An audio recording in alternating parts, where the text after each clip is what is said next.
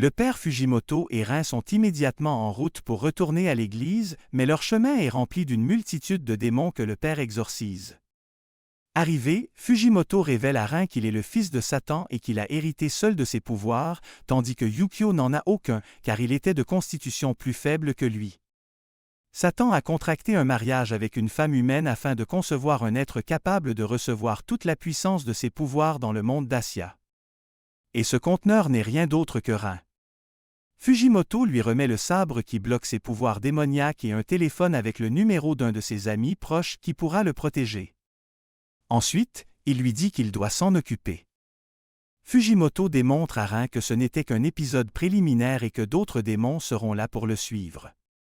Rin pense alors que Fujimoto se contente de se débarrasser de lui en lui demandant de partir et se met à s'exprimer de manière blessante.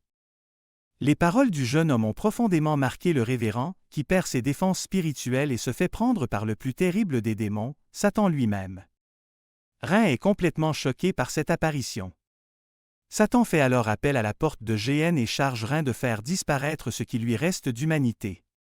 Cependant, Fujimoto parvient à reprendre le contrôle de son corps en un clin d'œil pour se briser le cœur et stopper Satan.